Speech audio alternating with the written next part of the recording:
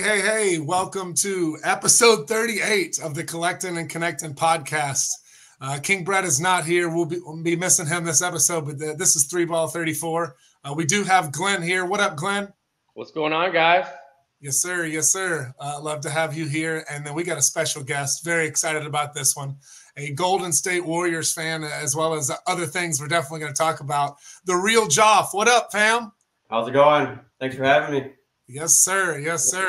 We got to get to the background right away because I know you're a fan of several teams out that way, but I love the Gretzky in the background. That's a sweet jersey. Yeah, I got to go with the goat. Sweater. Let me just move over. You can't really see it, but below my, the trio of Warriors there, I've got Jerry Rice. That's a signed Jerry Rice. Nice. Oh, my goodness. Look at that. Look at that.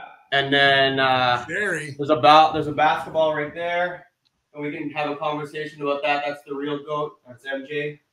Oh, my goodness. Ooh, I like him already. I got signed back for Candlestick with Joe Montana. Joe Montana. Yeah, you got some memorabilia back there from some pretty sweet teams. Yeah, and you can kind of tell my age demographic with with who I've got, right? You can ask Glenn. We're all inclusive of all ages here. That's right. No, definitely. You're in a sports hotbed out that way of championships and great sports that you've gotten to watch, and we're definitely going to dig into that here. So excited that you joined us today. Awesome. I gotta ask right off the bat. So you see, I don't know if you're in the C&C chat. We gotta get you in if you're not. But we argue all the time about the GOAT. The basketball GOAT. So why do you feel like MJ is the GOAT?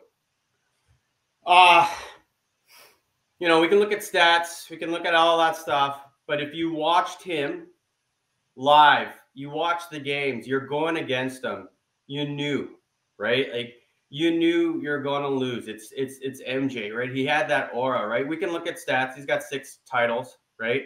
Mm-hmm. 6 for 6 to me, that's undisputable. It's one of those things where if you watched him, you knew you're going to lose in the title, right? Like it's comparable to Tiger Woods and Sunday, right? We wore that red shirt and you're just like, oh man, I'm paired up with Tiger, I'm done, right? So it's the same thing with MJ, right? LeBron, that's somebody you wanted to face for sure. That's right. Like, it's just one of those things. It would have been nice if he played longer, but it is what it is. It's MJ, and I honestly, I don't think it's very close. Yeah, I mean, there's a lot of folks that are a little younger than you and I. I don't know how old you are. I'm 43. Yeah, I'm the same as you, man. Yeah. So, but we got to watch MJ, and we got to watch LeBron, and we got to watch Kobe. And there's something missing with LeBron, with the attitude, with the win at all costs. I don't care if everyone likes me. I just want to beat you. And that's not there. He wants to be friends with everyone. He wants everyone to like him. He wants to create this big image and his businesses. And I understand that. But it's on the court. He's not like an assassin. Exactly. Yeah, the last one was Kobe, right? Like he was the last one to have really that attitude that I don't really care who you are. I'm just going to kill you regardless, right? Mamba mentality. But I think, if we're going to go with number 2, I respect LeBron. I think he's phenomenal. And this might be controversial, but I think he's tied for number 2. Oh my. Yeah. Tied for number 2. I know people are probably going to turn this off right away, but hot take. Don't leave. If you look at stats, the biggest thing about LeBron versus MJ is longevity, right? Everyone talks about longevity. He's been doing it for 20 years. He's still at a high level, all the other stuff. But there's another guy that people keep forgetting that I don't think is usually in the conversation, but is very similar, and that's Kareem. Look at Kareem's stats. Similar, 20 years, right? Like he was winning championships at his late 30s, and he's got 6. Last time I checked, 6 is more than 4. I don't know.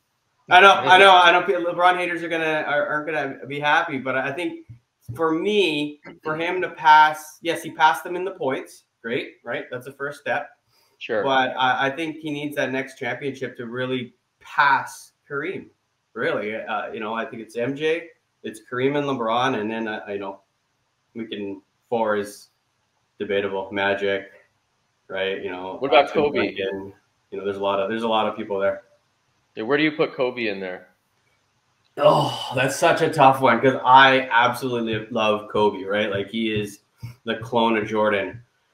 The tough part with Kobe, I would say for sure top 10 for me. Like I love, again, the mentality there, right? You know, the winning attitude. You know, he's got 5 titles, so yeah, more than LeBron. 3 of them were with Shaq, right? And arguably Kobe wasn't the best player on a couple of those title teams, right? You know what I mean?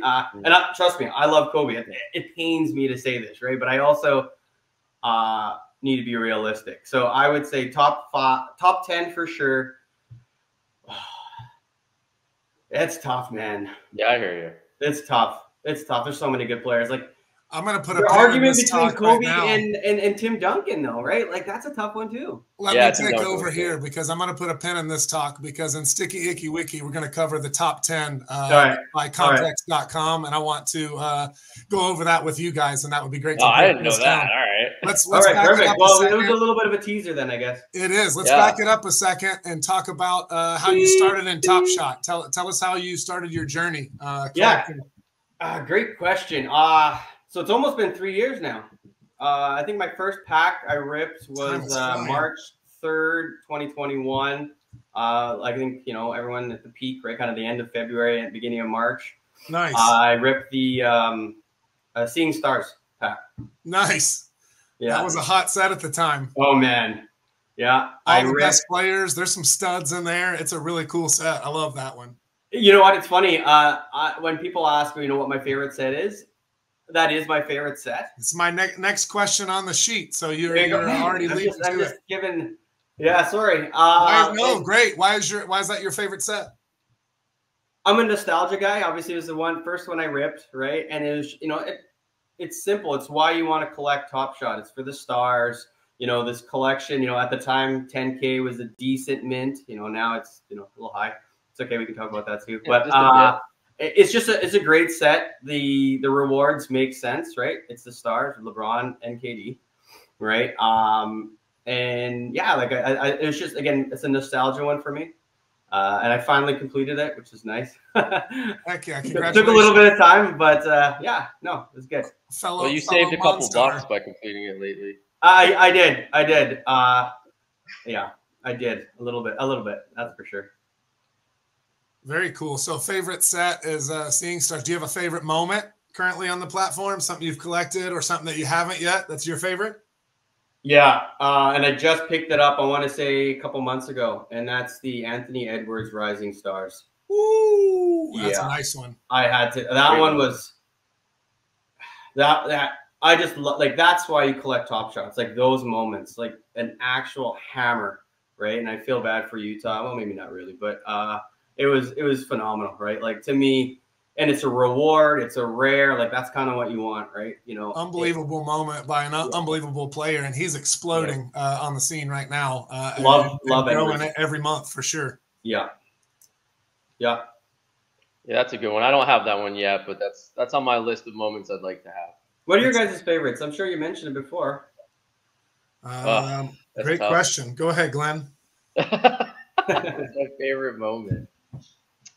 All right, I'm going to say my favorite moment is RJ Barrett's legendary three-point game winner over Jason Tatum against the Celtics. It was a few years ago for a couple of reasons. One, it's a great moment. That was when everyone's going crazy outside and all this because we beat Boston. Like there's a lot of those. I think I might, and I'm not 100% on that. I thought that was the game where all the memes came from. You know, with all the Knicks guys jumping around acting crazy. Never seen it. But I actually won that through Top Shot Santa.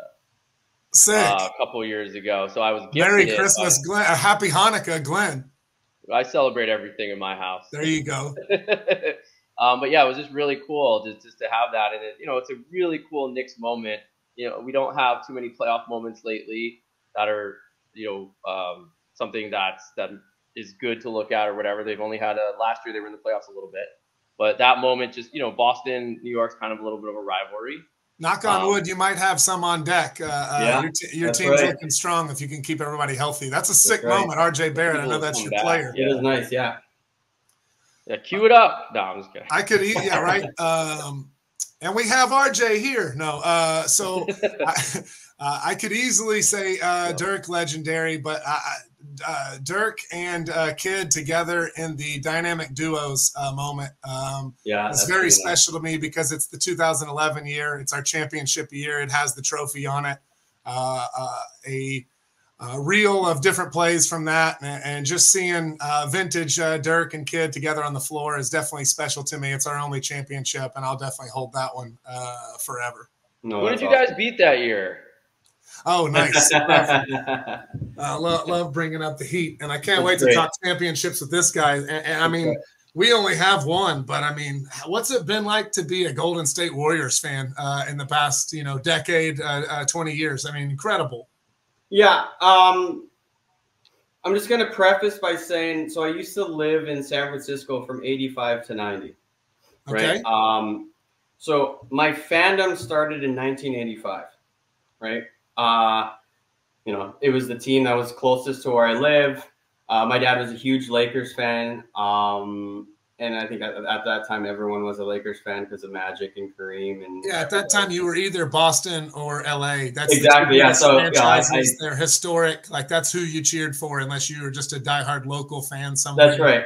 So I was always, the kid that wore the Golden State shirt because it was cheaper than the Lakers shirt, right? And so, for a long time, we were brutal, as we know. Like, we can dissect it, but it wasn't until our GOAT, Steph, got drafted 7th overall and just changed everything. So it's been amazing. It's been an amazing run. Some heartbreak, with the obviously the one loss to LeBron and to the Raptors. But as long as Steph is there, it's all good. Like, it's just fun. We're losing, but it's still just fun to watch him, right? It's just beautiful basketball. So guess who had the next pick in the draft right after Steph was drafted? I believe was that you guys? Yeah. No way. We're taking a small 6'2" guy from Glenn, Davidson. But Glenn, no way. It could have been worse. You could have been Minnesota. Ooh, shots fired. Because they were before, you mean, and they drafted twice someone before. Else? Okay, so they messed up. And they took 2 point guards before. Brutal. Okay. You're a college basketball fan, right, Joff? Yeah. Were you watching Steph at Davidson in 06? Yes. 07? It's funny. So I guess if we're gonna go, my love for Steph, it actually goes before he got drafted to the Warriors. Because remember, his dad played for the Raptors, and when I played ball, I was a 3-point shooter, so I always gravitated to a lot of the shooters. So yeah, Glenn, you didn't even have to ask him. He's a shooter right there. What do you mean? What do you mean when you played ball? Your kids still play. What's going on over there? Yeah, it's old muscles. Yeah, I don't play anymore either. He gives me a little. Yeah, I'm afraid I'm gonna tear all my CLs, every single one of them. I hear you. But so again, fan of Dell, and then I always like these legacy guys, right? Like their sons coming up. So I always watch these guys, and Steph Curry, great shooting, but he's too small. And when he went off, I want to say, was it the first round or the second round of the tournament that year? And I said, "Oh, this guy's good, right? This guy's gonna be good." But then again, you watch the draft, you watch the scouting, and everyone's just talking about his size, but he can get a shot off at any time. And this is when 3-pointers weren't cool. And so I loved Steph going in. So I watched him. I wanted to see where he was going to go. And I thought he was going to go to Minnesota. I said, I'm like, okay, great. I guess I'm going to get him. I mean, they had 2 shots at him, not to they twist the knife did. even more. Sorry, T-Wolves. Yeah, he was incredible to watch at Davidson, and to be that small out there compared to the rest of the taller players in this current game. And he was getting, to your point, getting shots up, double teams. I mean, he was playing on a smaller college team against these bigger college squads that had multiple good players and could double team him and zone him. And he was still hitting from everywhere and getting 32, 40. I mean, it was impressive. Yeah. To make that splash in the March Madness, that was fun to watch for sure. And he definitely became national, if not international news of people watching from all over. But it's still, he had the underdog mentality from the underdog team, the smaller guy. And again, in the draft, we're seeing it and what we're talking about now. He wasn't necessarily trusted as a draft pick, and Golden State took a chance on him. And man, they have to be the happiest ever to get 4 championships. See that guy just 2-time MVP. He's incredible. Great player for the NBA, for the foundations. He does a lot of stuff off the court as well. What a great guy to have as a part of your team. Absolutely. To have the face of the franchise. That we can easily say he was the reason why they built a new arena right in San Francisco. They were in Oakland forever, and they took the valuation of that team to. I just read it recently. I think they're second or third, worth $8 billion.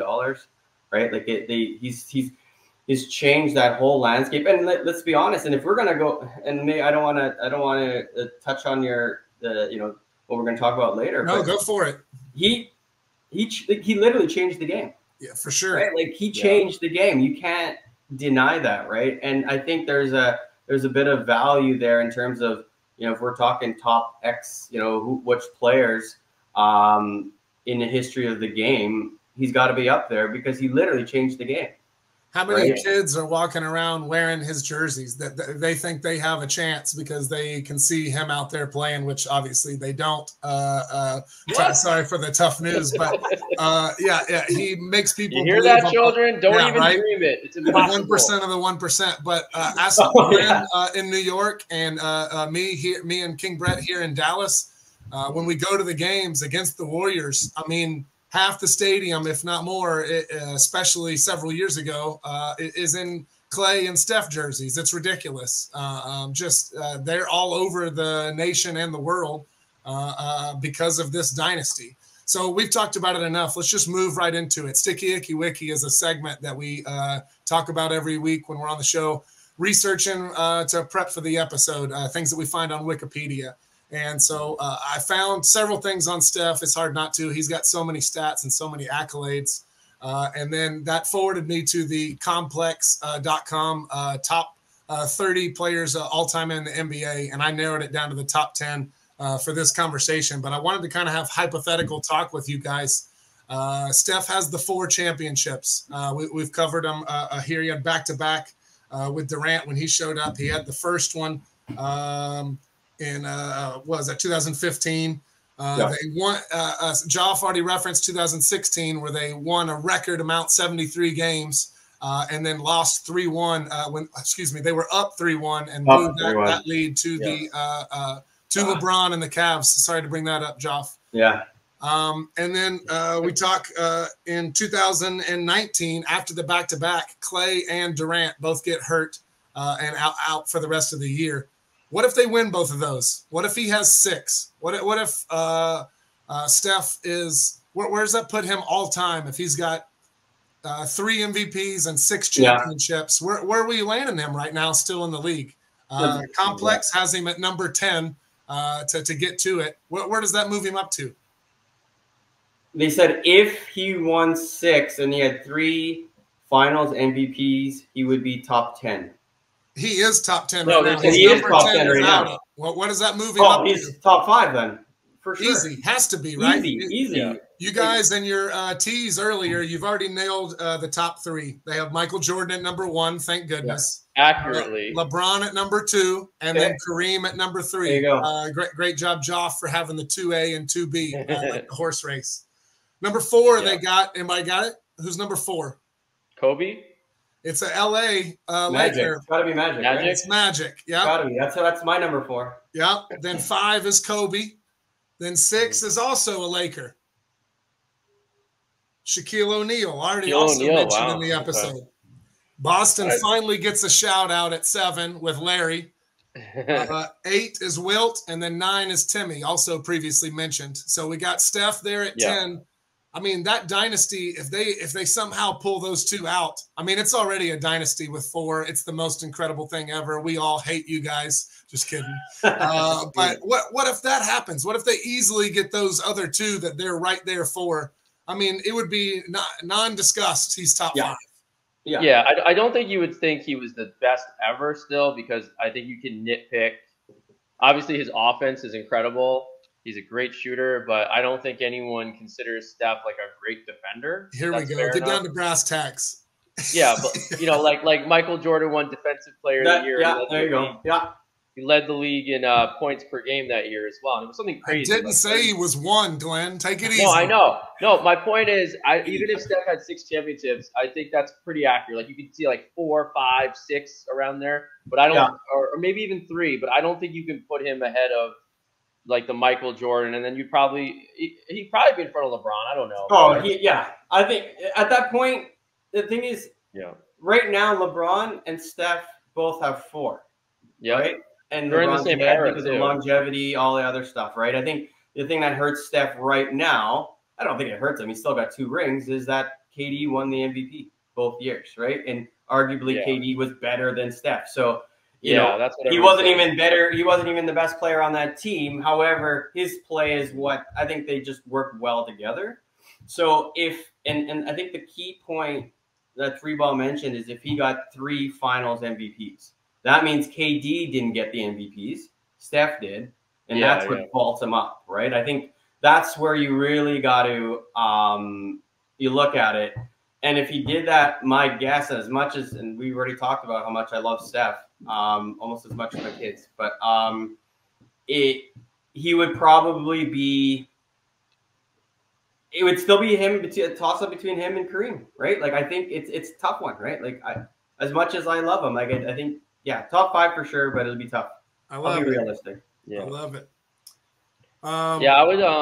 I was gonna ask you about something because a lot of guys that are not Golden State Warriors fans, they actually 3Ball. Can you pause this for a second? I'm sorry. I have someone doing work upstairs. That's a house guest. Just can you cut it and we'll go back in? I'm sorry. Sure. There's all this banging in my background. Sure. All right, Ja. So this is a really controversial thing for a lot of NBA fans.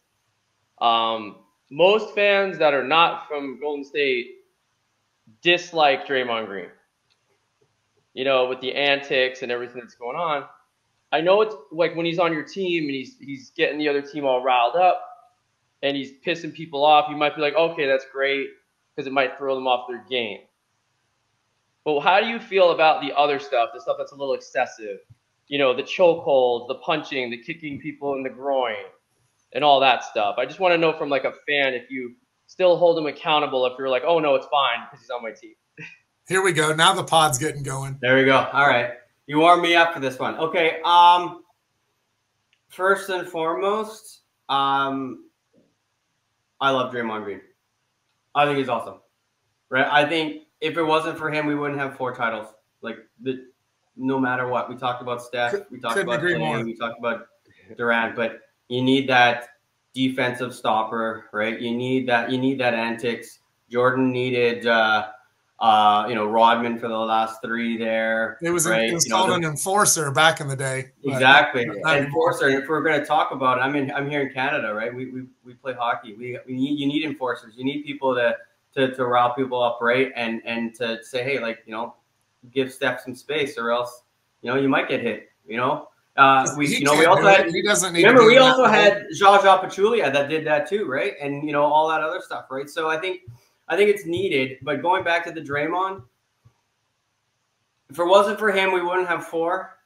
If it wasn't for him, we could have had 5, right? We can go into that one. Brutal. Sometimes it goes a bit far. But you accept it because he's Draymond. You know what I mean? I'm hoping that he changes a little bit. Just brings it back a tiny bit. Again, let me go back. It was okay when he was a Defensive Player of the Year. You know what I mean? Like that level. But he's a little older, so it's a little bit tough to take the bad with the good, because the good isn't there yet, isn't there as much, if that makes sense. Because he certainly hurt the team when he was gone, in his little sabbatical there earlier in the year. He's definitely on the back end of things, but his stuff that's not in the stat sheets, his screening, I mean, the loose balls are definitely there, 50-50 stuff, but he was rebounding, assists. He's running everything. He's basically the point guard. Again, he works so well with Steph. They have this synergy. They played forever. They played together forever. But literally, if it wasn't for Steph, Draymond would have been gone a long time ago. Let's just be honest, right? Like Steph needs Draymond on that team. Steph's keeping that squad together for sure. That's right. And like forever, he's been the heart and soul of the team, right? It's just you just need that. Glenn, I don't know if you've seen, there's a TikTok going around viral of the screening on the Warriors. I know you love illegal screens. They definitely have some TikTok on there where Steph's running off 3 or 4 of them, and they're all just moving over and hitting them late. It's so great. Just to get that guy open and whatnot. But you nailed it with the Rodman comparison, because a guy that's on that edge and that's ready to go through a wall for the team is definitely going to cross the line more times than not, but he's also doing so much stuff to not only protect the superstars, but to help win the game and all the different dirty work that's happening inside the lane and out, for sure. That's right. Especially in this type of in basketball, when you have a superstar that really doesn't need the ball or doesn't want the ball, he just wants to do everything else, right? When you have Steph, you don't, and Clay, there's only a few more shots left, right? And so, but Draymond's totally okay not taking that shot, right? He's a great role player. He knows his role. He does take some shots occasionally, and they so valuable. It's super valuable. So yeah, you know what? You have to kind of take it, but you know what? I kind of don't mind it. You need it, right? Yeah. And we watched 90s basketball. Half the players were like that, right? Yeah. Like, come on. Look at the Backward Pistons. And I think some of the stuff was a little excessive. I mean, obviously you compare him to like the Rasheed Wallace, you're just saying Pistons. I think when you like if you don't need to chokehold a guy to pull him back, you could wrap your arms around his arms, you could pull him back another way. So he probably didn't like Rudy Gobert, let's be honest, because he probably, you know what I mean? That was something that you probably wouldn't see most of the time. Well, sorry, I was going to interrupt you for that real quick. Yeah. So if we're going to be perfectly honest, I think he was doing what most people in the NBA wanted to do, but probably can't get away with if it comes to Rudy Gobert. But that's just my own opinion. Because a lot of people don't like him. He's one of the most hated players in the NBA for sure. Yeah, there's probably something said there, and you know what? He just kind of did it. Yeah, and like Draymond is not a rival. Like the Golden State's not a rival of the Knicks or anything like that. So I'm trying to be unbiased just watching basketball at this point. And again, Draymond is obviously a skilled player. He has a lot to bring to the game. He doesn't need to go that far over the line with some of the things he's doing. And I think it just makes you kind of dislike him. Like I'm kind of like, oh, again with this guy. Yeah. And then he's always complaining to the refs. He's always bitching and moaning to the refs, which is also a little frustrating when you're just a casual fan watching and he's just in the ref space. And you also say to yourself, any other player would have gotten it technical. Yeah. Any other player would have gotten teed up. But they let him get away with so much with like the antics and like kind of demonstrative arguing with the refs. No comment here as a Luka fan. I was going to say, Luka's getting better though. I love Luka. He's getting better. Okay. I do think he probably will get suspended again. I don't know. He says he's changed, but he's already kind of barking at people and doing stuff. But we'll see. I mean, I enjoy him on the court. Again, he's a good player, but I don't know that the extra stuff, like it's kind of annoying if it's not on your team, if that makes sense. Yeah, no, and that's fair. I think he just pushes it as far as he can take it. You know what I'm saying, right? Like, hey, you just hit it, Glenn. He gets away with so much.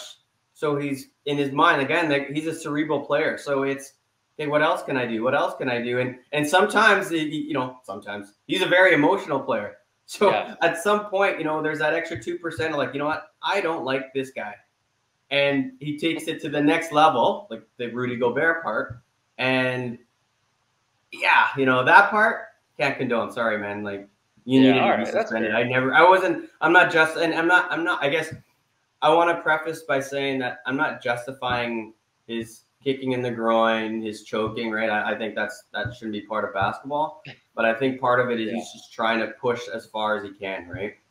Gotcha. But yeah. Yep. He helped us win 4, so he's got a longer leash for me.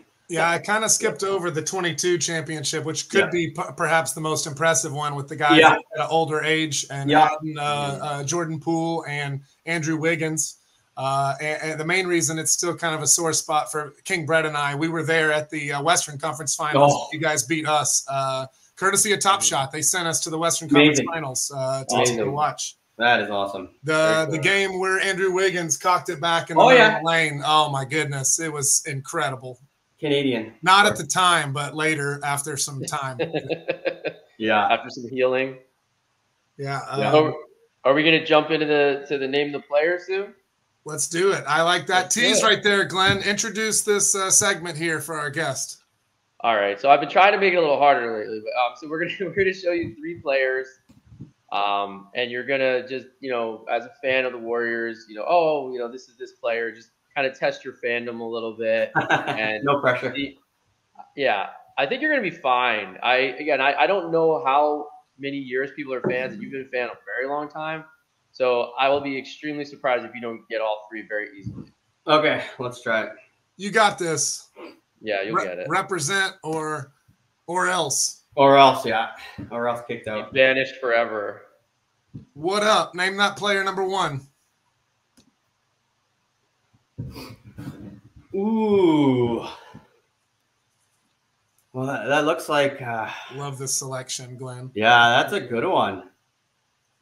It's not a Donald Foyle, is it? No, it's an ex-Maverick, if that helps you at all. Maybe I did go back too far. I don't know. No. That's the We Believe. I don't know if he was on the We Believe team. He was actually a really good fantasy player too. He got a lot of rebounds. Yeah, he was a double. Oh wow, you got me good. Sure. Initials ED. What are you talking about ED during the Name That Player segment, dude? You gotta watch what you're saying. Now for our sponsor. No. Do you ever get surprised by the moment? You stumped him on number 1. Eric Dampier. Eric Dampier. Yeah, that's probably the hardest. It's definitely the hardest. Now we're putting the pressure on 2 and 3 here. I am. I'm getting all sweaty now. All right, let's go. Another ex-Maverick. Brought to you by Cialis. That's Monte Ellis. There we go. Yep. That dude could fill. All right, so I did one a little bit harder then. But you remember Dampier though, right? I 100% do. Yeah, he was in the league a while. Yeah, he was I didn't care for Dampier that much, but I loved watching Monte play. Yeah, Monte Ellis was great. Yeah. Name that player number 3, so you can have a winning percentage here. 2 out of 3. Let's get it. Too easy. Oh, that's Jay Rich, man. Yes, sir. Yeah, that's Jay Rich. I have his jersey actually in my basement somewhere. The We Believe one. Nice. Yeah. Do you have his run it back moment?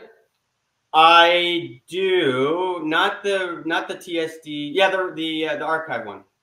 Archive one. Okay, so you don't have the rare run it back. Not the rare one, no. Okay. Nice. No. Nice. Yeah, he's a common collector just like us, Glenn. Yeah. Yeah, and we could talk about that, but yeah, there's no fast break usage. 2 for 3 there. That's not bad, man. Yeah, man. Dampier. I thought you were gonna give me Here's Draymond before he went. No, not Draymond. No. I thought you were gonna go way back, but wait. Well, I don't go past like 97, 98 because I don't know how old people are, but I could start if they're like, hey, it's an all-time great, you should know him. Yeah. Right. It's for the Warriors. You got to get the Run TMC in there, at least one of them, right? Yeah. To me, those are classic guys. Even Rick Barry, right? Like that sort of stuff, like for that. But shout out to Rick that Barry. era was a tough era where with the Dampier era, right? So some of those guys. The headband threw me off. I thought it was gonna be Baron Davis. I'm like, Baron Davis was not that big. Yeah, that was easy. Baron Davis. Baron Davis was a fun player. That 2007 season where Dallas was number 1. Yes. And got beat by Baron Davis and Steven Jackson and them. Steven Jackson. Yeah. The 8 seed over the 1. I mean, Donnie Nelson. I mean, that was just depressing. Yeah, I remember that. Oh yeah. Oh, man, you're getting some bad memories. In this show. This is a tough episode for me. Now I see why King Brett took this off.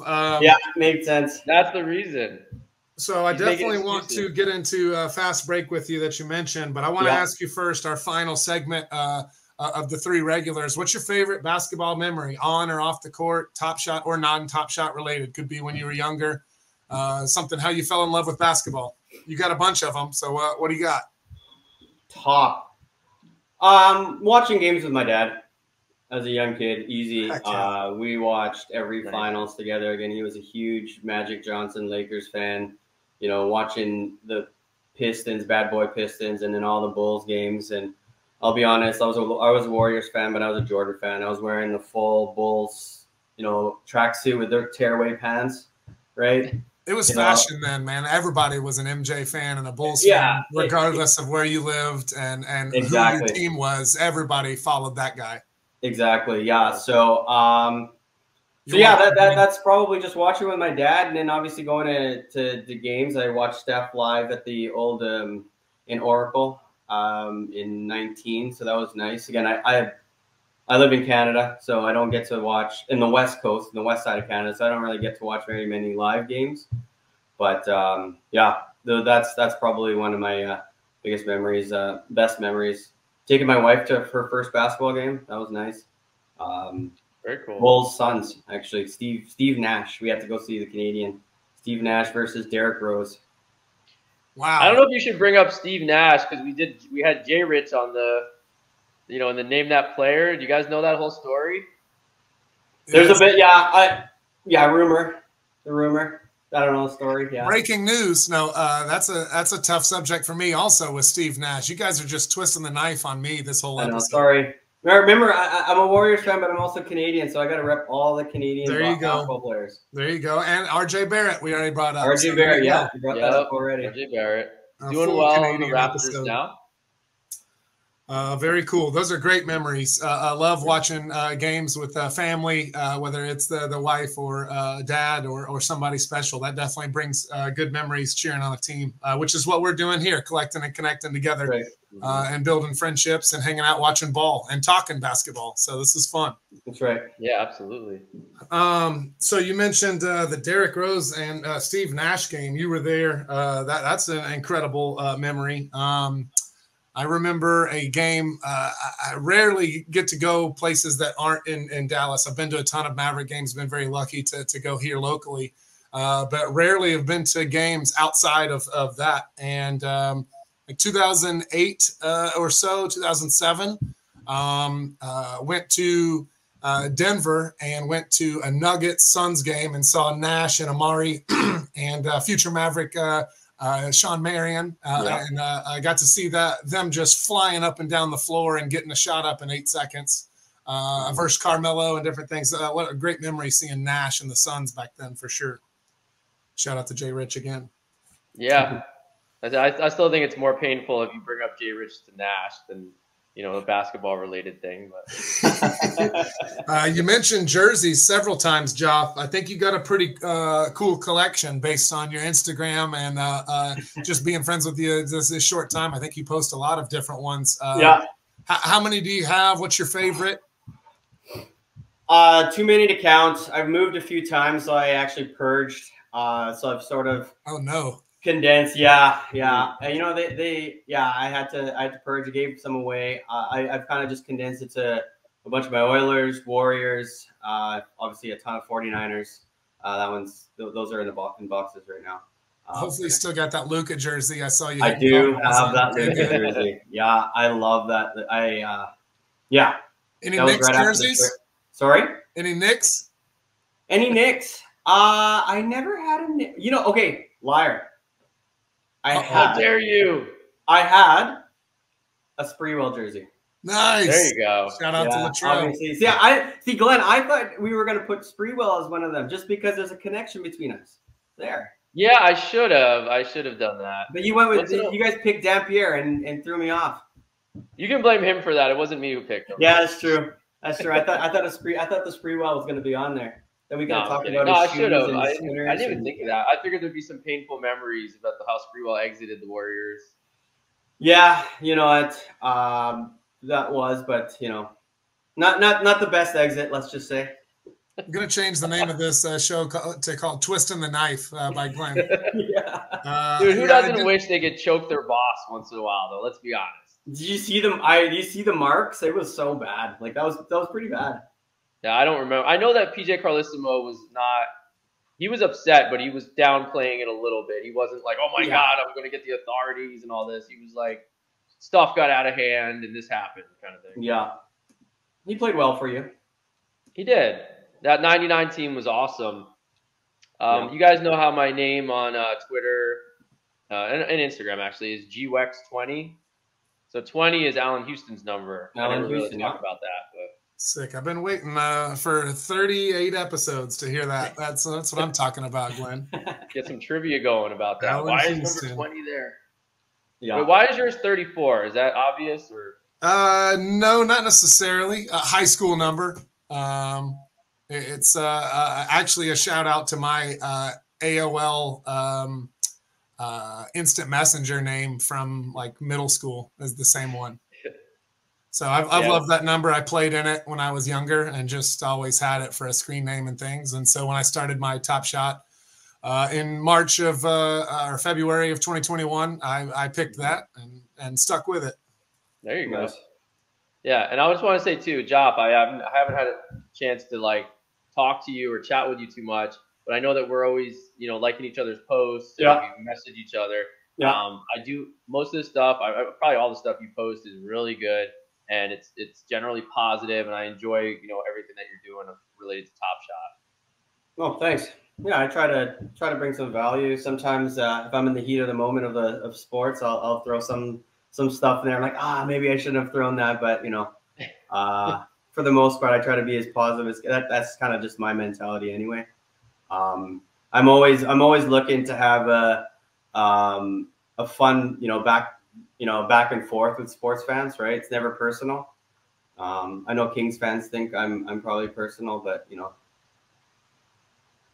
sports is one layer of it that definitely is not personal, and then when it's online and on Twitter also makes it kind of impersonal. So like those two layers of it, people tend to get heated really quickly, and it's like that's not necessarily needed. We're just kind of having a back and forth and a conversation here. Good vibes. Yeah, definitely have seen the same things that Glenn has mentioned, which is another reason we wanted to have you on. So no, I appreciate it. Thank you. So what are you excited about this season for Top Shot? Great question.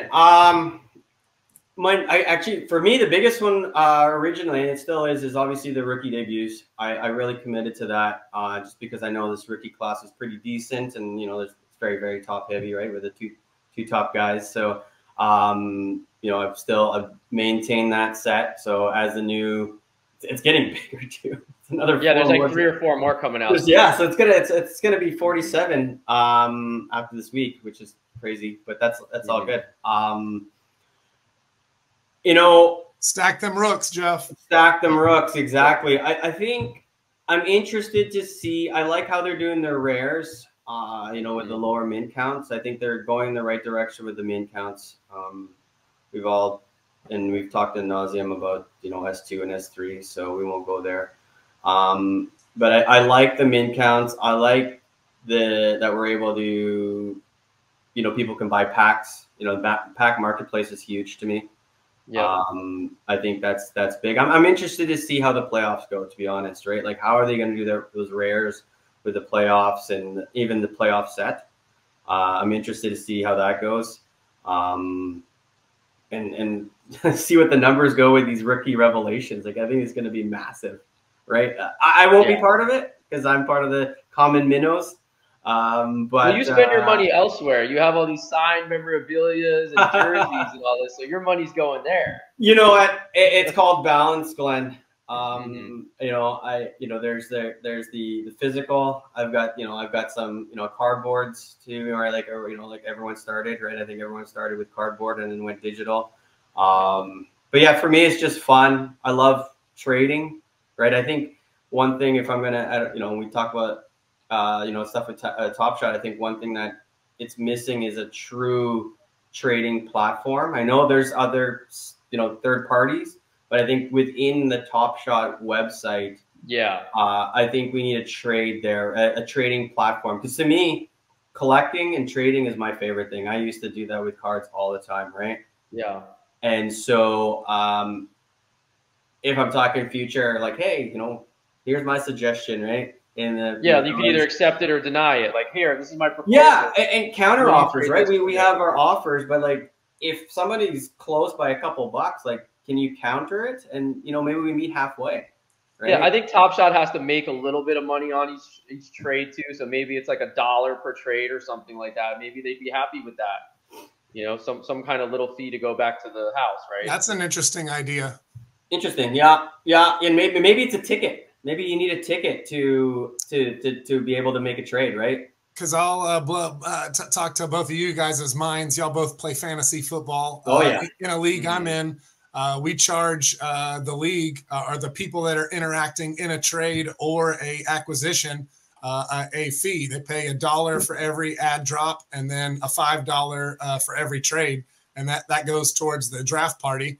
A very similar thing could be done here based on what Glenn just proposed, that we're trading and things on the site. We have a community there. It's trusted. Yeah. Both sides have been verified. Yeah. Yeah. It's on the TopShot, app or website, and they get a kickback every time that we make a transaction. What a wonderful idea. Yeah. Yeah. I think that's part of the reason it hasn't been developed, because TopShot wants to make its collectors happy. Don't get me wrong, but it's still a business, and how do they have to monetize it somehow? If I'm just trading with Jopp here, we're trading rare moments that are close, and they, provide the technology for that transaction. How do they get compensated? Yeah, no, that's a fair point. Maybe it's just tickets. Everyone's got extra trade tickets, right? Maybe literally use it for trading. Incorporated that on the regular weekly schedule and had a cadence where the packs drop, then they have the trade ticket packs after that, and people are able to keep burning moments and keep turning them over to get new packs. I think that's good for the entire platform. So many things that you guys mentioned there. I definitely got to get back to fast break because you mentioned that, and we've talked about utility a couple times. You talked about commons and things being able to. Well, let's get into that. How much fun have you been having playing fast break as a fantasy head and having that within the TopShot platform? How awesome is that? I think it's a game changer. Like literally, I think it's always been fun to collect and finish sets and make trades with people, but now to utilize it. And I know they've had it previous with other iterations, but like to really put it on the platform. And this is where I was saying, like, it's when it's actually on the platform promoted. It's been amazing. It's been fun, right? It's using your collection, and I've modified my collection a ton recently because of fast break, right? Just now it's just really fun. Like, wow, I'm missing that guy. I need him. I need. I didn't realize I was missing certain players on my collection because I needed them for that day. It gives utility and thoughts to your favorite set. Talking about the rookie debut set, which is really cool because those players, especially the top premier ones, are playing on a nightly basis, and to have those, that might be the only opportunity to have that player. It gives utility to base set collectors who then have. Right. Most of the teams, or maybe the spotlight from S4, stuff like that, where now you owned a monster set with a lot of players, and now you're able to use that bench. That's right. That's right. Yeah. And it's been fun, right? I think communicating, Glenn brought it up, right, on I'm still going to call it Twitter. Just sharing our lineups and, hey, what are you doing? And then, whether it's on C&C Discord, right? Like, a lot of comments back and forth. I think I've been on that Discord way more now because of fast break than ever before, because it's just fun. Because what it does is, we're kind of going against each other for the daily prize, but the chances of it are pretty slim. So really, we all kind of want to help each other out, right? So again, it's positive. It's like, here's my lineup. Hey, I don't know about this guy because he hasn't been playing for very long, or he might be injured, he might be out, and it's, oh, great. And I've done that where, people would kind of question, one guy and make a change, and that change help me win, right? And vice versa. Say you have a real job and you're busy all day and you need to set your lineups. That's another reason to join a community and be around people like you guys, so that, well, we could find out about those things, the injuries and who people are playing and when's a good night because this guy's sitting, That's right. Yeah. Love it. Using Draymond is a risk because he's always at risk of getting thrown out of the game. Here we go. So you got to hope he gets thrown out in the fourth quarter, Dom. By that time, he got his 5 steals and 5 rebounds and 5 blocks and, all that other stuff. But, yeah, no, I know what you mean. He's actually he's a sneaky, good, fast break player, actually. Yeah. I think Ben Simmons is going to be good the rest of the year. Yeah, I just picked up his rare. Nice. Get it cheap. That was going to be my next question: is if you guys are buying any rares to play and participate more. If you don't know, you can play a rare player twice within those 15 or 17 days during the fast break tournament, if you will. And so you're able to play those good players more than once. You guys are buying rares to be able to do that? Yeah, absolutely. I think again, modifying my existing collection to get guys that I don't have, or you look at the schedule. But I think like Glenn mentioned, a guy like Ben Simmons who kind of puts up stats throughout the board, depending on the criteria that day, really helps, right? With steals and block assists, right? If it's a steals assist day, he's up there. Right. Or rebounds. Assuming he plays, of course. Yeah, of course. Yeah, you have to check that. I just recently bought an Anthony Simons. Yeah. Because I didn't have his rare. And purchase. I bit the bullet and bought a Scotty Barnes rare, which I never had one. Is it the lowest? I mean, there's the one. There's just like for the win or something like that, or throwdown. I can't remember. Throwdown probably. Yeah, that one's like 40, like mid 40s. Series 4. Yeah, I like the the metallic gold ones instead, just because I think it's a better collector's item. So I shelled out I think like $72 for one of his. And I have a certain amount of legendaries. I'm not a whale by any means, but I move money around, and I'm kind of looking to get something else. I sold a DeJounte Murray recently. Glenn the Fixer just said he moves money around. Just FYI for everybody watching. Take a little from here, take a little from there. No, but I sold the DeJounte Murray for like $100 more than I bought it for about a month and a half ago, and I wasn't using him 4 times. I was not using him 4 times. He's a good player, but he's not, Yeah. So I sold that, and I'm looking at a few others to replace it. I don't want to say it on the air here because I don't want to get competition, but I might grab a couple more cheaper ones. Yeah. With legendaries, it's tough, right? Because of the price point, of course. And, you get them 4 times, but I believe, and I think, Glenn, this is why you don't want to say anything, but there's only a handful of legendaries that are worth that, 4 plays. And they're, pretty pricey. You get, like you said, the DeJounte Murray, great player. To have his rare is great, but a legendary, it's just. Yeah, it might be. You almost feel obligated to use them, right? Because you have his legendary. So I'm like, I need to use them 4 times. So I when I learned about fast break, I moved again. I sold a bunch of rares. I had double rares. Some of them I got rid of. I bought a Trae Young, and I bought a Sabonis legendary, because both of those guys have the unique game utility. Yeah, that will actually I can use both of them 4 times generally. Now I can't afford a great one. Yeah, I can't afford Luka. I mean, the guys that I bought were in like the $300+ range. You start going into the Lukas and Anthony Edwards legendaries and stuff like that. They're really pricey. But these guys, as far as your bang for the buck, fantasy player kind of people that are going to put up tons of stats or unique stats, those are the 2 that I invested in. Trae Young's out 4 weeks. Jeez, he's out 4 weeks now. Oh, and I just sold DeJounte. Well, by the time this comes out, Glenn, it's only 2 more weeks. Yeah, that's true. So it's basically over. After showers and sleep, it's basically 2 days, really. I'm going to go accept the offer real quick. For you at home. Yeah. I had no idea you were going to drop the rookie debut set, and we definitely love that at C&C. I want to show you guys this, our featured merch of the week. Premium SD has been working hard on our website and putting out some really cool merch in the C&C website. There it is, and I wanted to check out that shirt. The rookie debut is pretty fire. Love it.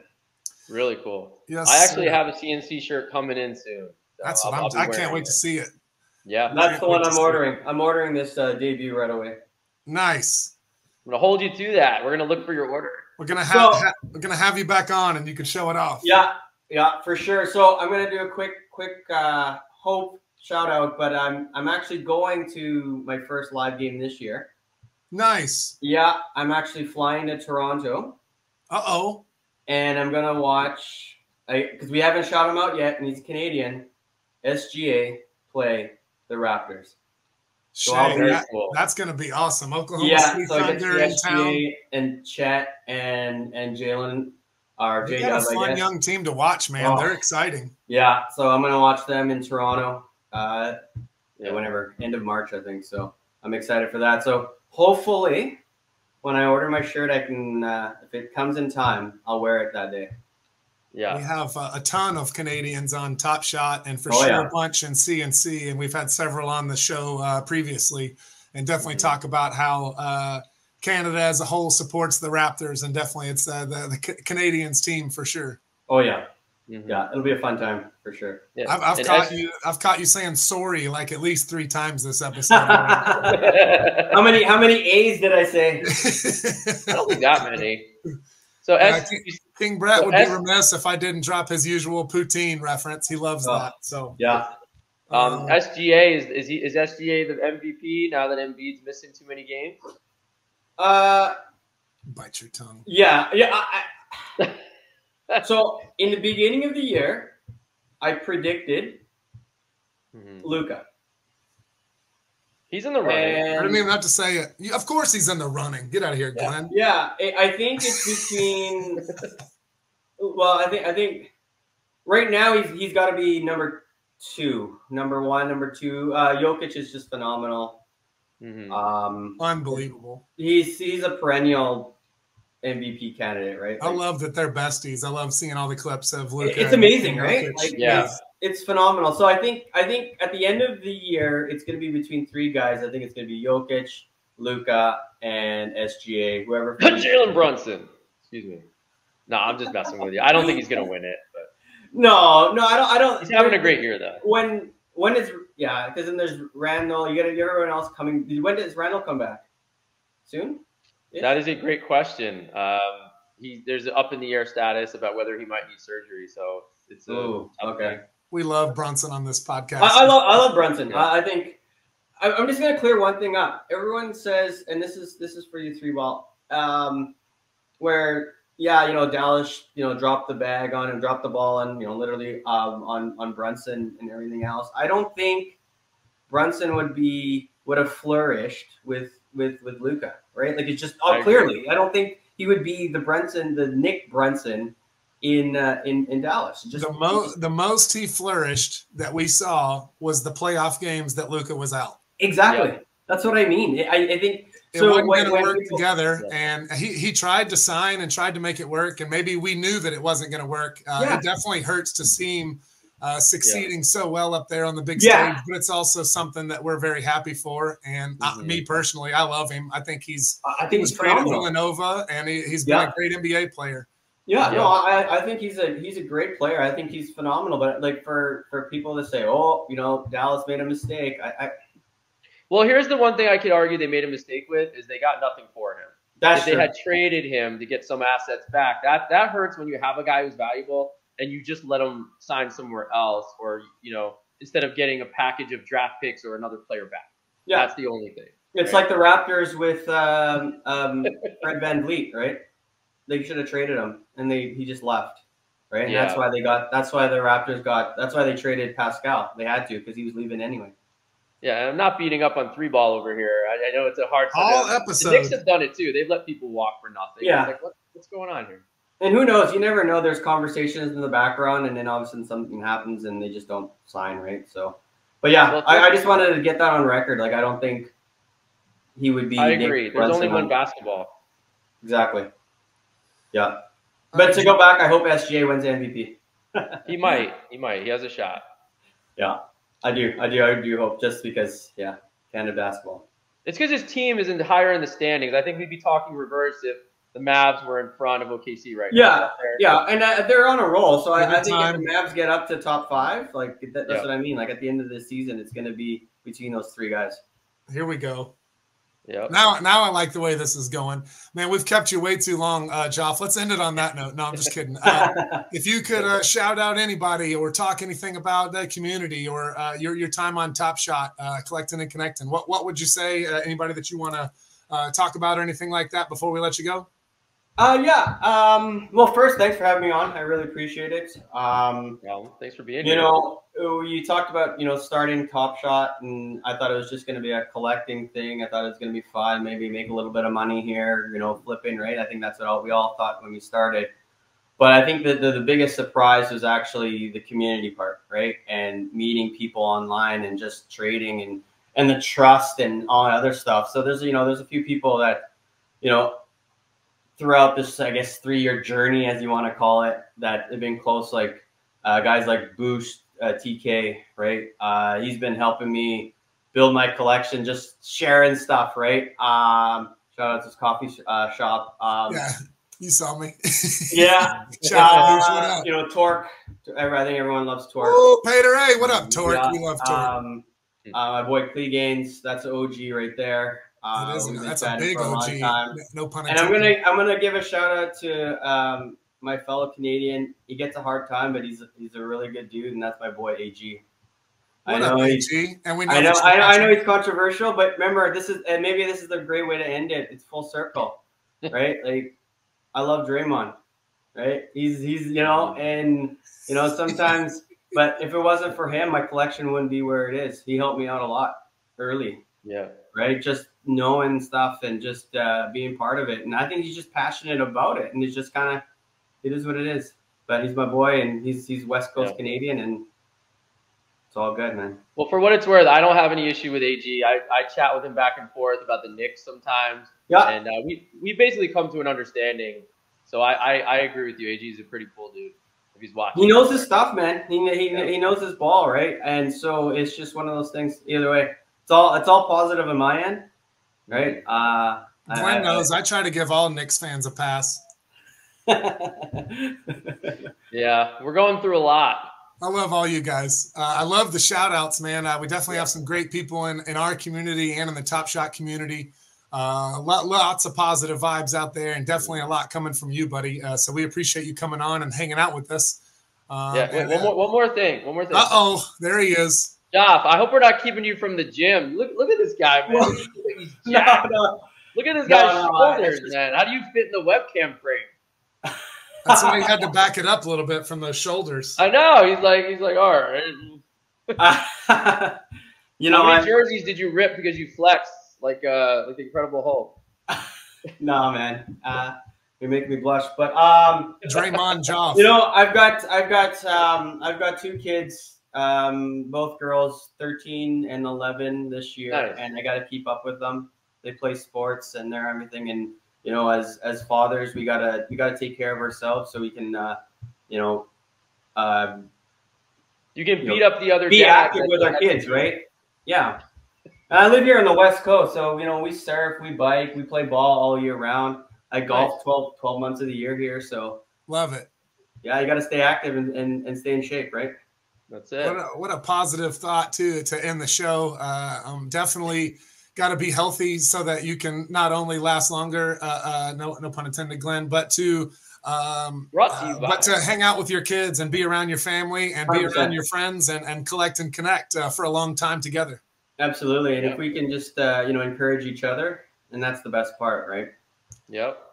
Go eat a salad today, C&C. Episode 38 of the Collectin and Connectin Podcast. Appreciate you, Joff. Glenn. Yeah. Thanks for having me out.